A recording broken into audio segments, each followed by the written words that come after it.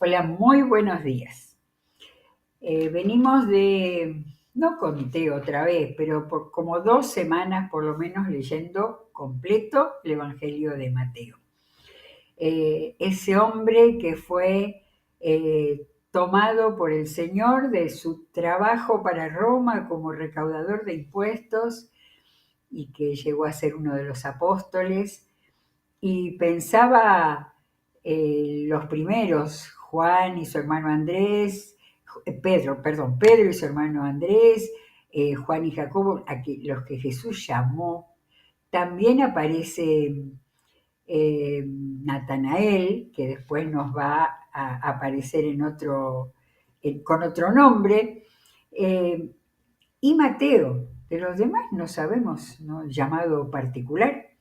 Y hemos leído el Evangelio de Mateo pensando en él, pensando en su experiencia, en su deseo de contarle a la gente quién había sido Jesús. Un Evangelio para recomendar a quien empieza a leer la Biblia, que lean el primero de los Evangelios, y lo leímos todo.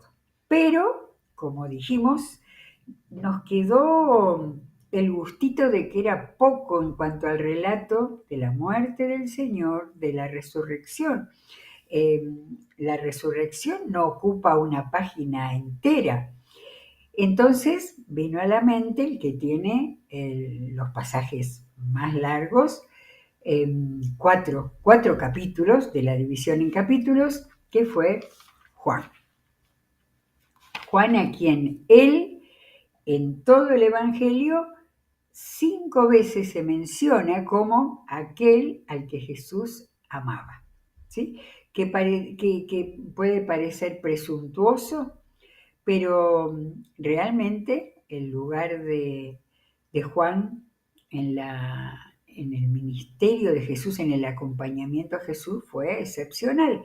Desde el primer momento que el Señor lo llamó cuando con su hermano y su padre, porque eran los hijos de Zebedeo, tenían la empresita ahí de pesca en el mar de Galilea, hasta tantos episodios en los cuales es evidente que Juan estaba siempre cerca. Pero además, porque en el Evangelio tenemos muchos más datos, especialmente en el último tiempo. Leímos ayer en la crucifixión, tiene Juan revisamos las 7 palabras de la cruz, de las cuales 3 están en el Evangelio de Juan y las otras están entre Mateo y Lucas. Y también datos como los que leímos y aportes con las escrituras del Antiguo Testamento, y el dato también tan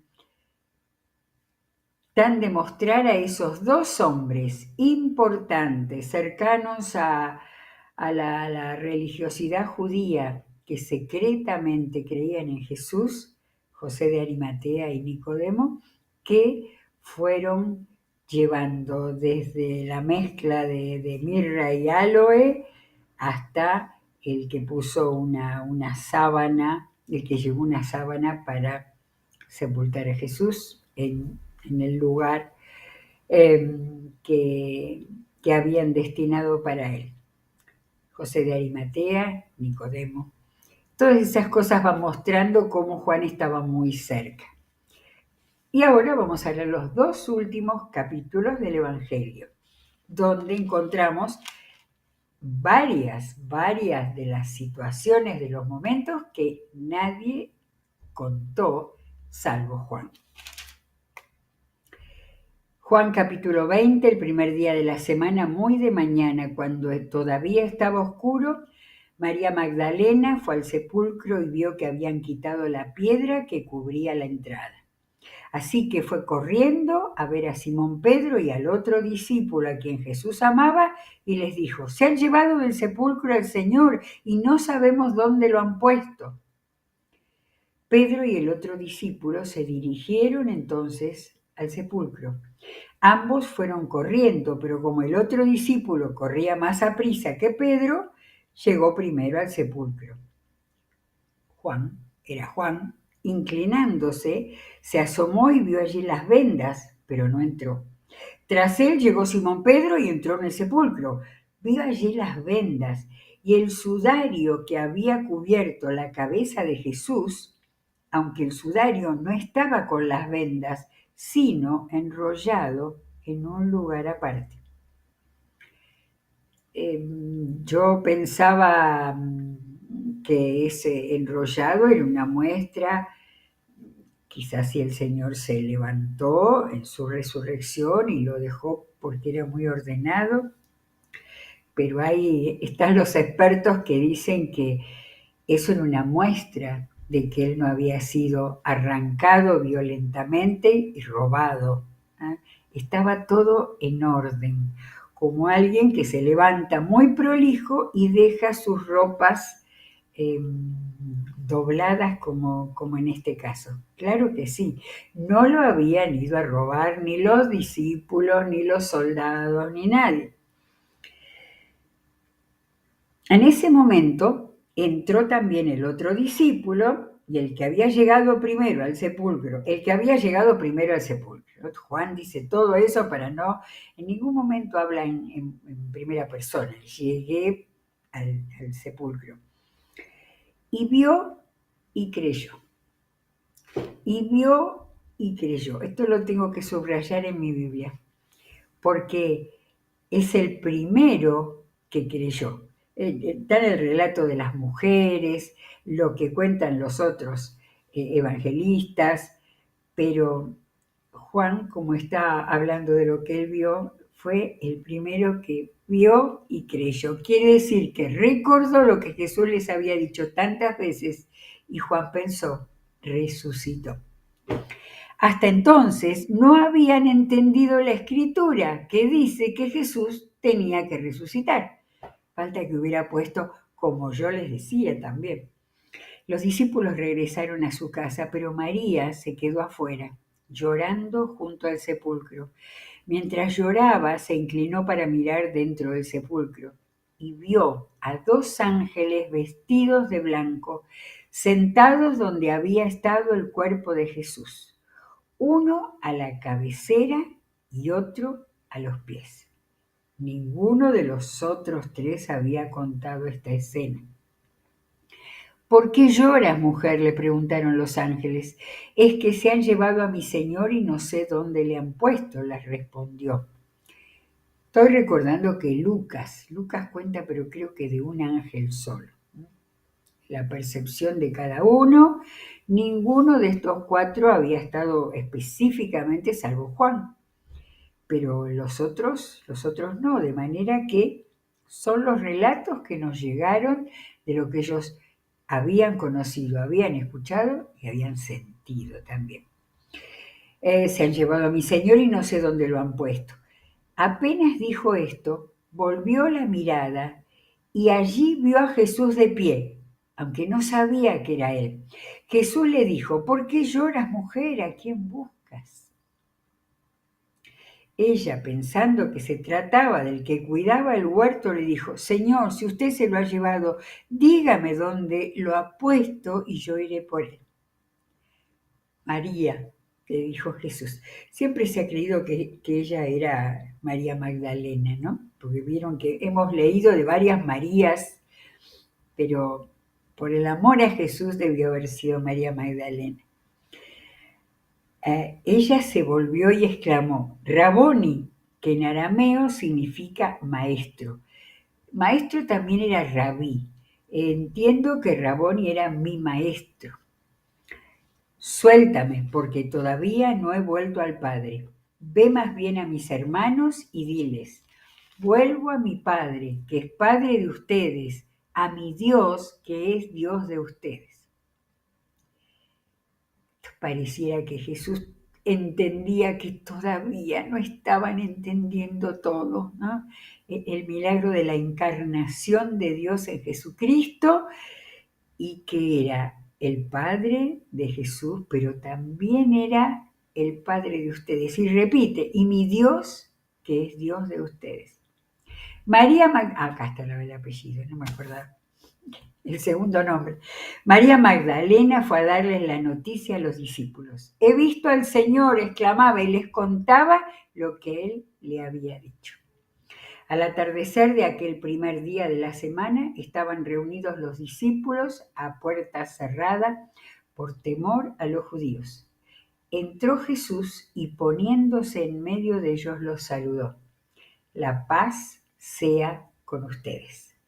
Les debe haber dicho Shalom, imagino. Dicho esto, les mostró las manos y el costado. Su cuerpo estaba glorificado, pero todavía seguía las señas de su humanidad, que había pasado por la cruz a su real humanidad. Al ver al Señor, los discípulos se alegraron. La paz sea con ustedes, repitió Jesús. Como el Padre me envió a mí, así yo los envío a ustedes. Acto seguido, sopló sobre ellos y les dijo, reciban el Espíritu Santo. A quienes les perdonen sus pecados les serán perdonados, a quienes no se los perdonen no les serán perdonados. Jesús les estaba dando la misión. Unos días antes, Juan 14, 15 y 16 les había hablado del Espíritu Santo, que iba a venir después que Él se fuera. De manera que estaba confirmando a ellos con la tarea, la misión que les iba a dar. Le está recalcando que le perdonen sus pecados. El que perdona es Dios. Pero ellos habían entendido que la salvación iba a venir por el perdón de los pecados de Jesucristo a cada uno que se arrepienta verdaderamente. Versículo 24. Tomás, al que apodaban el gemelo, Reina Valera dice la palabra que se usaba dídimo, y que era uno de los 12, no estaba con los discípulos cuando llegó Jesús. Así que los otros discípulos le dijeron, hemos visto al Señor. Mientras no veo yo la marca de los clavos en sus manos y meta mi dedo en las marcas y mi mano en su costado, no lo creeré, repuso Tomás. Este era el dubitativo, el escéptico mayor del grupo de los apóstoles. Una semana más tarde estaban los discípulos de nuevo en la casa y Tomás estaba con ellos. Aunque las puertas estaban cerradas, Jesús entró y poniéndose en medio de ellos, los saludó. La paz sea con ustedes. Igual como lo había hecho con los otros. La diferencia está en que Jesús había, por lo que entendemos, atravesando las paredes. Su cuerpo de apariencia humana ya estaba glorificado, ya estaba resucitado en una forma diferente entre lo que él fue siendo totalmente hombre a lo que iba a ser después de su ascensión totalmente Dios. Entonces le dijo a Tomás, después de decirle la paz sea con ustedes, pon tu dedo aquí y mira mis manos. Acerca tu mano y métela en mi costado, y no seas incrédulo, sino hombre de fe. Mejor que otras traducciones que dice hombre fiel, de fe. Le dijo que tuviera fe después de todo lo que había vivido. Señor mío y Dios mío, exclamó Tomás. Porque me has visto, has creído, le dijo Jesús. Dichosos los que no han visto y sin embargo creen. Desde ese momento hasta el día de hoy, todo lo que el Señor nos permita a este mundo, el Señor dio una palabra profética. Dichosos los que no han visto, los que no lo han visto como Él, en carne, humano, y sin embargo creen. Dichosos todos los que creen en Jesús en este tiempo. Jesús hizo muchas otras señales milagrosas en presencia de sus discípulos, las cuales no están registradas en este libro. Pero estas se han escrito para que ustedes crean que Jesús es el Cristo, el Hijo de Dios, y para que al creer en su nombre tengan vida. Si Juan 3:16, el que comienza porque de tal manera amó Dios al mundo que dio a su Hijo, el complemento especial. Acá está, entre Juan 3:16 y Juan 20:31, completo, sintetizado de la mejor manera el mensaje del Evangelio de Jesucristo. Estas palabras se han escrito para que ustedes crean que Jesús es el Cristo, el Hijo de Dios, y para que al creer en su nombre tengan vida. Y yo creo que Juan no puso eterna, no porque se le olvidó, sino porque para todo ese grupo ya habían entendido. La vida era vida eterna, vida después de dejar este mundo. Bueno, nos queda un capítulo muy interesante. Capítulo 21. Después de esto, Jesús se apareció de nuevo a sus discípulos junto al lago de Tiberíades. Tiberíades era el otro nombre del mar de Galilea o lago de Galilea. De manera que los apóstoles, claro, volvieron a Galilea donde estaban sus hogares y si tenían esposas e hijos. Jesús también fue a Galilea. Sucedió de esta manera. Estaban juntos Simón Pedro, Tomás, al que apodaban el gemelo, ¿no? Ese cuidado de volver a repetir las presentaciones de la gente. Natanael, el de Caná de Galilea. Acá quería decir algo, porque Natanael no aparece en las listas de apóstoles. Es el de Caná de Galilea, que Juan lo cuenta, que Jesús lo llamó de una manera especial y le dijo, porque te vi, y él dijo, ¿cómo que me viste? Y se quedó tan impresionado y desde ese momento creyó. Bueno, los estudiosos entienden que este Natanael es el que llaman Bartolomé en las listas de los 12 apóstoles, que es el mismo, que no hay forma de que hubiera un Bartolomé por un lado y Natanael, conocido por el Evangelio de Juan, el único lugar donde se lo menciona es creo que es capítulo 2 de Juan, no, capítulo 1, capítulo 2 empieza la boda de Caná. Entonces, Natanael, los hijos de Zebedeo y otros 2 discípulos. No están los 12, pero si mencionó a Simón Pedro, seguramente que su hermano Andrés estaba. Después había un Jacobo el menor. Bueno, Jesús dice quizás estaban con su familia, quizás estaban mar adentro pescando. Me voy a pescar, dijo Simón Pedro. Nos vamos contigo, contestaron ellos. Salieron pues de allí y se embarcaron, pero esa noche no pescaron nada. Es tan interesante como la historia se repite, ¿no? Al despuntar el alba, Jesús se hizo presente en la orilla, pero los discípulos no se dieron cuenta de que era Él. Estas actitudes así, que uno lo lea en este momento y dice, no, no puede ser, ¿cómo no se iban a dar cuenta? Lo habían visto resucitado, lo habían visto hablándole a Tomás. Pero es muy probable, primero, que sea verdad esto, porque Juan estaba ahí con ellos. Esto quiere decir que ni Juan lo había reconocido. Es muy probable que hubiera algunos ahí con las redes y otros que estuvieran un poco más lejos. No es importante, pero son las cosas que tratamos de entender. Pero las cosas que no se pueden entender bien son las que se refieren a los seres humanos. Estamos diciendo, ¿cómo los apóstoles? Eran los apóstoles, ¿cómo no lo podían reconocer?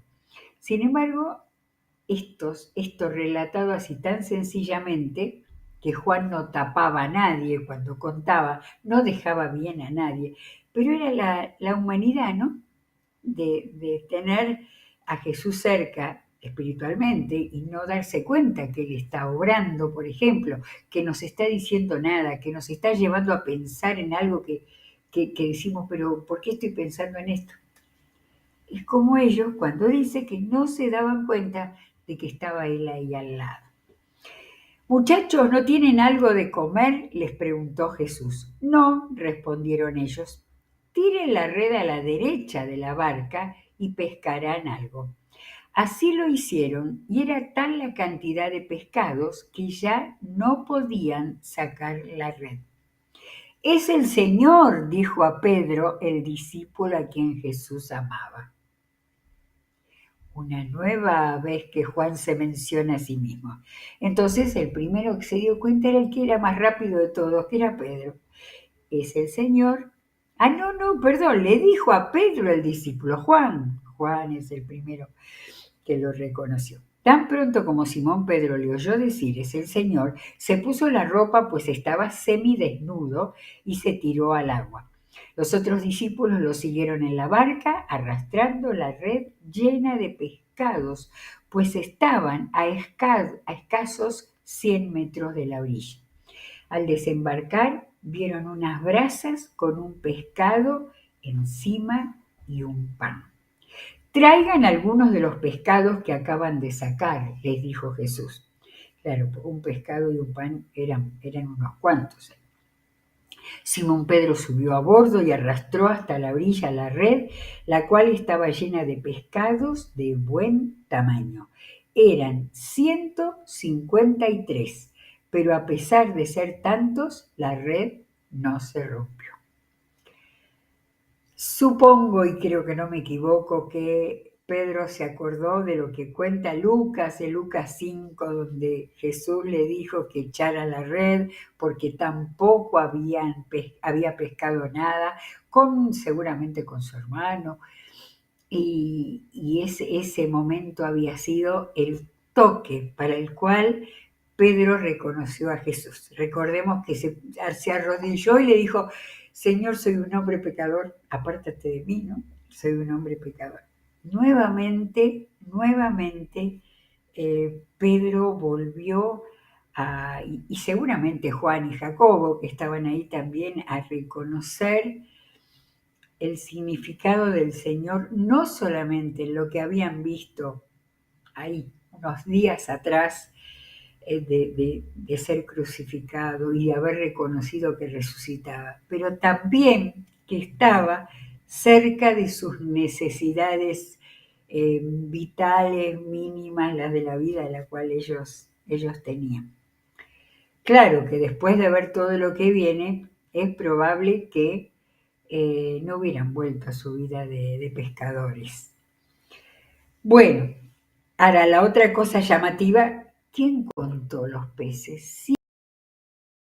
¿Quién? Bueno, quizás porque siempre contaban cuántos peces pescaban, ¿no? Para alegrarse, vanagloriarse, no sé, pero esto era un número tremendo. Vengan a desayunar, les dijo Jesús. Ninguno de sus discípulos se atrevía a preguntarle, ¿quién eres tú?, porque sabían que era el Señor. Jesús se acercó, tomó el pan y se lo dio a ellos e hizo lo mismo con el pescado. ¿Se habrán acordado de la última cena? Supongo que sí. Esta fue la tercera vez que Jesús se apareció a sus discípulos después de haber resucitado. Versículo 15, y ahora vamos hasta el final, y esto solamente lo podía contar Juan. Cuando terminaron de desayunar, Jesús le preguntó a Simón Pedro, Simón, hijo de Juan. Juan es Jonás, ¿no? Otras traducciones dicen Jonás, es el mismo nombre. Simón, hijo de Juan, ¿me amas más que estos? Sí, Señor, tú sabes que te quiero. Hay dos verbos distintos ahí. Bueno, el griego tiene 4 verbos para distintas formas de amar. Pero Jesús le dijo, ¿me amas? Y Pedro, yo creo que tímidamente le dijo, tú sabes que te quiero. Apacienta mis corderos, le dijo Jesús. Y volvió a preguntarle, Simón, hijo de Juan, ¿me amas? Sí, Señor, tú sabes que te quiero. Cuida de mis ovejas. Por tercera vez Jesús le preguntó, Simón, hijo de Juan, ¿me quieres? Ahí bajó el amor, pero se puso a la altura de lo que Pedro podía decir. A Pedro le dolió que por tercera vez Jesús le hubiera preguntado, ¿me quieres? Así que le dijo, Señor, tú lo sabes todo, tú sabes que te quiero. Le dijo Jesús, apacienta mis ovejas. Le dijo algo más, pero algo más tiene que ver con lo que después sigue. En este capítulo 21, el relato, lo que Juan quiso hacer, el relato está lleno de todos recuerdos de momentos que ya habían visto, ya habían vivido con Jesús. El desayuno, el milagro con los peces, el desayuno juntos, pero el milagro con los peces, hasta que él fue el que les indicó lo que tenían que hacer, dirá, todo eso mismo había pasado ya, y volvían a repetirlo con el Señor resucitado. Y lo de Pedro, 3 veces Jesús le preguntó por las 3 veces que Pedro lo había negado. Él no, cuando Juan contó esto, Juan no era, a ver, no sé si está bien la palabra, sensiblero, pero no quiso, ¿no? Poner más que las palabras, que fueron muy pocas. Jesús una frase, contestaba Pedro y Jesús le daba un mandato. Fue así, y el Señor no le dijo, te lo voy a decir 3 veces por las 3 veces que me negaste. Pero caía de maduro, era evidente, por eso que Juan lo contó. A Pedro le dolió que por tercera vez Jesús le hubiera preguntado, ¿me quieres? Y lo que el Señor le dijo 3 veces. Uno le dijo, apacienta mis corderos. Otra vez le dijo, cuida de mis ovejas. Y otra vez le dijo, apacienta mis ovejas. Habló de corderos, habló de ovejas. Habló de cuidar y habló de apacentar. Para quedarse ahí parado, como hay que hacer en la escritura, pensando significados y percepciones. ¿Qué le estaba diciendo? ¿Lo estaba mandando a que se dedique a pastor de ovejas? Y sí, pero espirituales, porque Pedro iba a ser el primero que iba, lo que le dijo cuando Pedro, que lo leímos en Mateo, cuando Pedro le dijo, tú eres el Cristo, el Hijo del Dios viviente, y Jesús le dijo que él iba a ser la piedra, era la piedra, pero iba a ser el que iba a iniciar el ministerio de la iglesia. Entonces, no solo le dijo apacienta mis ovejas, sino le dijo, de veras te aseguro que cuando eras más joven te vestías tú mismo e ibas a donde querías, pero cuando seas viejo extenderás las manos y otro te vestirá y te llevará a donde no quieras ir. Parecía algo así como para descifrar, ¿no? Pero como Juan sabía todo, Juan escribió, esto dijo Jesús para dar a entender la clase de muerte con que Pedro glorificaría a Dios. Juan escribió este evangelio alrededor del año 80-85, más seguro 85. Ya Pedro había muerto.